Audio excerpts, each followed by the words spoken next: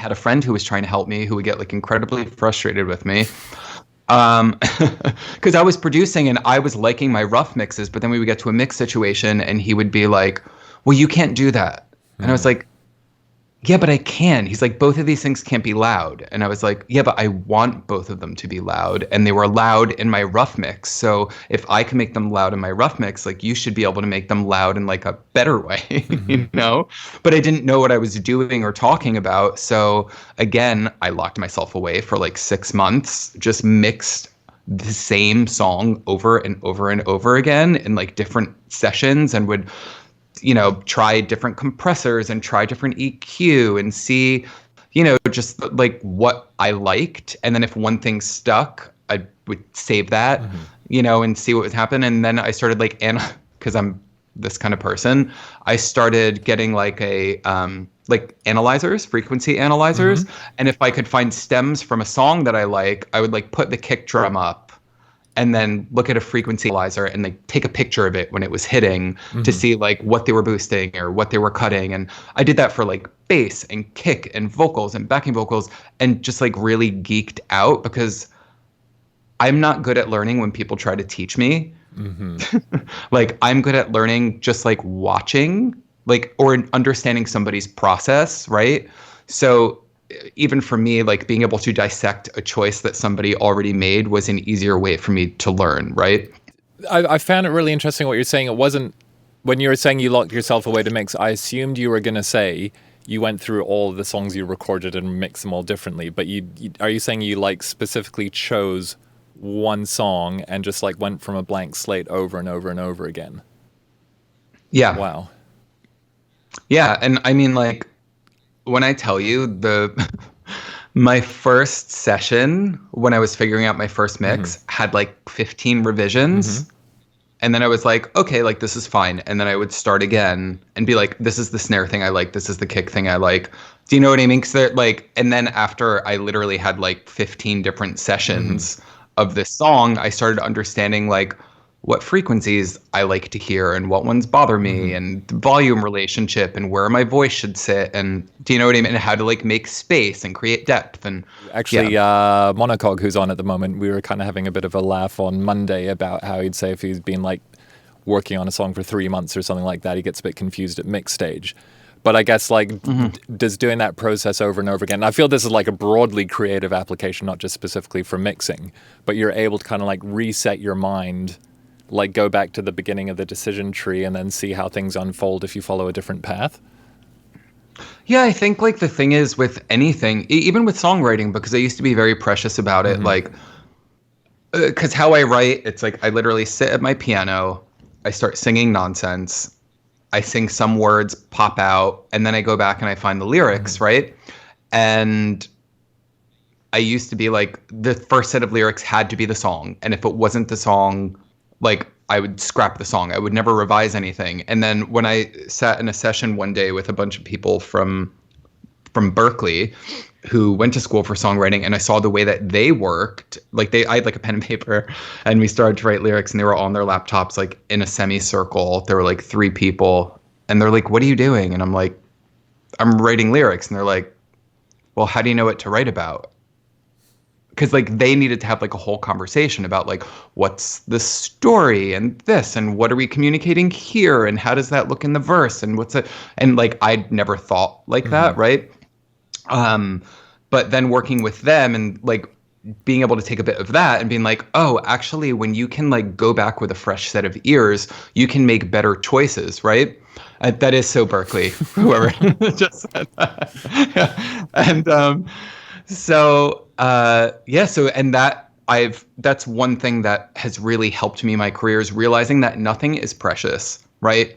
So like with a mix, like it's not even about necessarily listening with fresh ears. It's about understanding that like whatever work you did up to this point gave you a certain understanding of the song. You're familiar with what's there, what parts you're resonating with, what parts you're not. And just because you sat there for, I don't like Modern Love, I mixed, I can't even tell you how many times. And then similarly, like I kept like I'm like, why do I have like 4 EQs on like this one fucking thing that's irrelevant? You know, because I'm trying to make it pop, and I'm just, you know, I was just like, this is stupid.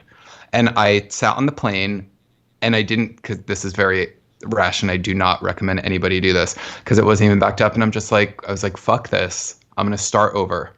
And I deleted every single bus, every single reverb, compressor, EQ, and just started over on the plane. I did all the reductive EQ first for every track. And then I was like, oh, this sounds great. Even when everything was just at the same level, right? And then, yeah, and then and I learned a lot in mixing in that process. And now when I'm going to do all the rest of these songs, I'm going to do the same thing because it just really worked for me. Like I got to know it. And I was like, okay, this is okay, but it's still not doing what I want.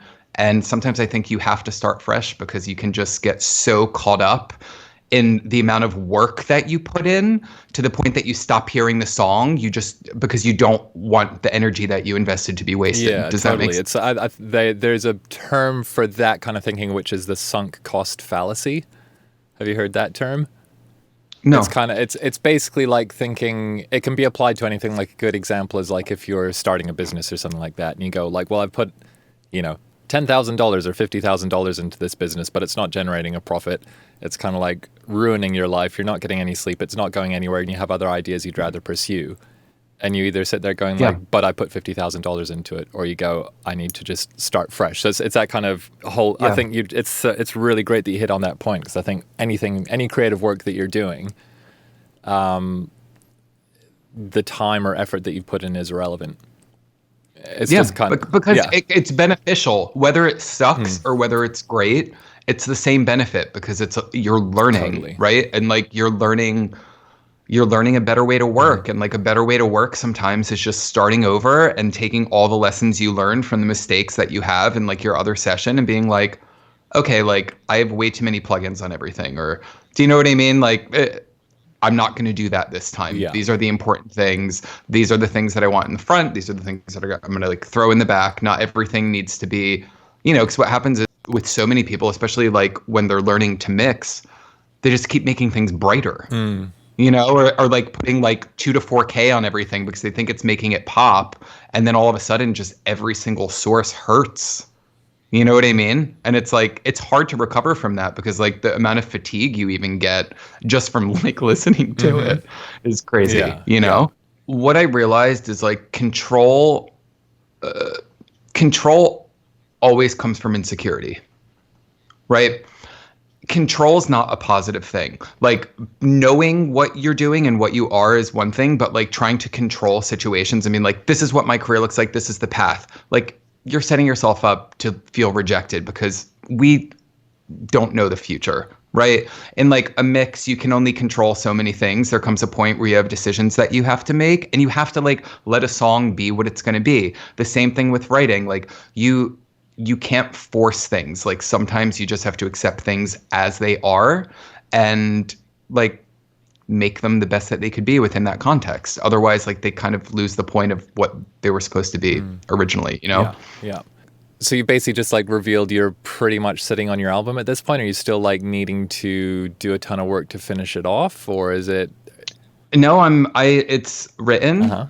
It's produced. I have like little odds and ends on songs. I've become like a better mixer. Also, like, thank you. Damien was so patient with me during my final mix process, and like listening and like throwing ideas my way. And it really made me, I mean, to be honest, like at first, like the reason I deleted everything on the plane was because you were like, oh, cut these, you know, there's some like whistle frequencies, like you should just like do a sweep. And then I started doing it on the master and I was like, this feels fucking lazy. Right. Like I need to go into every single track and do this, right? And at first I was like, fuck. But it ended up like completely, and that's what I'm saying. Then when I did the playback, I was like, oh, like actually all of these sources are really strong when I just remove these like kind of annoying frequencies, and there's not actually that much for me to do here, Yeah, right? I think I remember like Um, saying like do that and then see how it feels or see where it leads you because you'll probably hear it differently or something. Yeah, Yeah. I never want to disrupt anybody's process, even when I'm working with them. And like my best working relationships, like, I mean, literally, the way that I still make drum beats is the way that I watched you do my record, where it was like sample by sample dropped into Pro Tools to like create the beat. Like, I picked that up from you, and like, I don't use an MPC. I have no interest. I have no interest of using any kind of thing where I'm like, marking the beat, like where the kick is hitting, and like I drop sample by sample because like I watched you do that. It made sense to me. It connected with me. But like, you know what I mean? You weren't like, But you didn't oh, stop me and Atarah, say, this "What are is you doing right now?" yeah, Yeah. because like it's disruptive, Yeah. right? And for me, I'm like, oh, this is such a great flow that's working for this person. So I like to like experience what somebody does and then figure out how to incorporate it into how I work, right? Yeah, so that's basically what I did with like everything in my career at this point. Amazing. Hey, we hope you enjoyed that video. A couple of more links here for some talks we think you'll like. Please don't forget to subscribe to the channel, and otherwise head over to completeproducer.net so that you can connect with other music making geniuses from all over the world. We'll see you there.